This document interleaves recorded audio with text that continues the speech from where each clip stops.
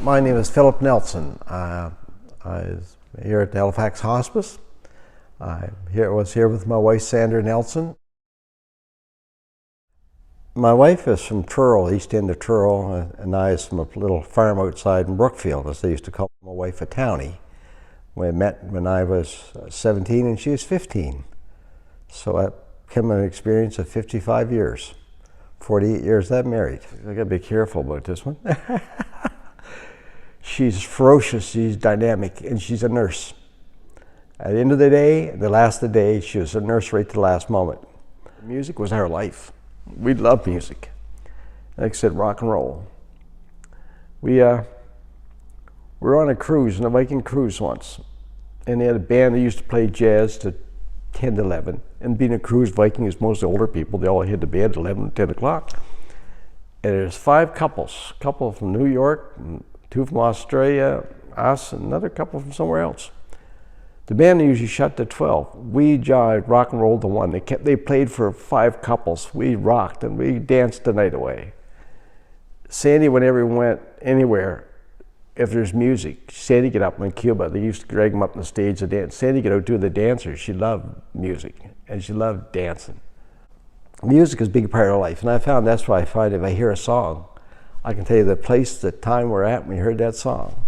I can tell you the year we're at that place. So, but then again, you listen to a certain radio station, a tune come back on, and I was driving down the street one day, and my grandson was in the right seat, and I had this dark sunglasses on, thank God, and I heard the tune, and it hit me, and the tears started running. I didn't make a sound.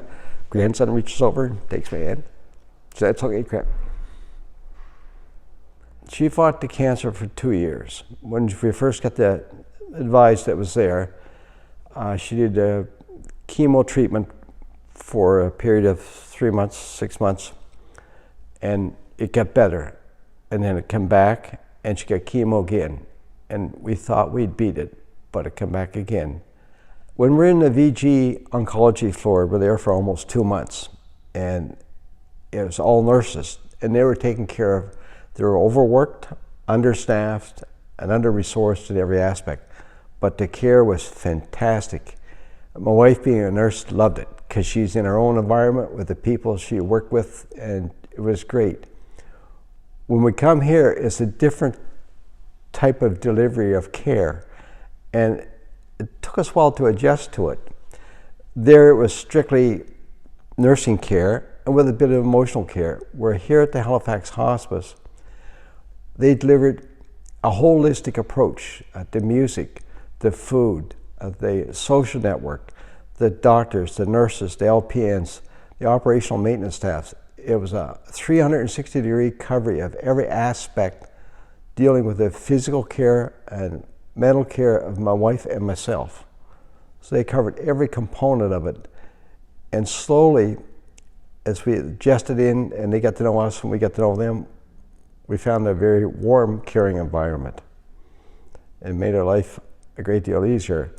As a matter of fact, my wife, initially when we knew it was terminal, I was lobbying to have my wife go home and I take care of her. And my wife has, as a nurse, had taken care of people who were terminal in the hospital, and she had taken care of family and friends at home too. And she was, no, it destroys you as a person and there's not much time for each other to share.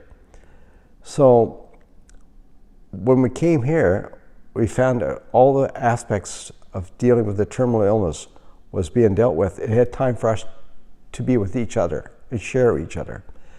In the end, she said, if all the decisions you made, the best move was when they offered to come to hospice. This is the place to be at the final days of your life.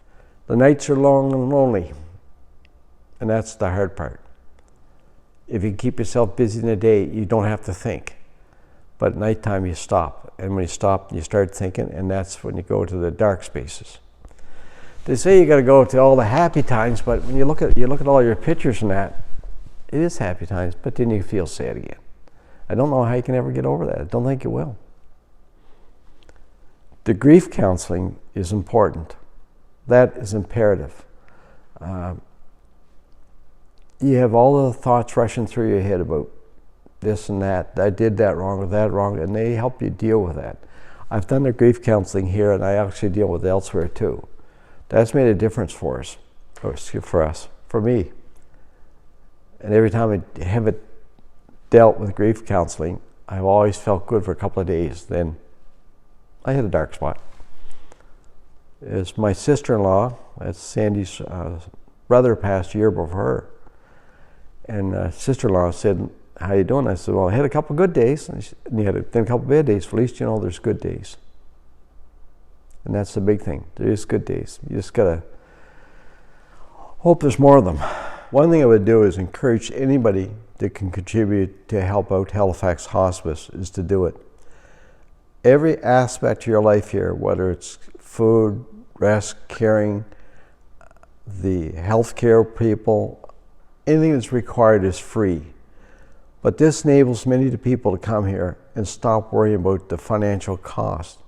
So if anybody can do it, I would encourage you to contribute if you can.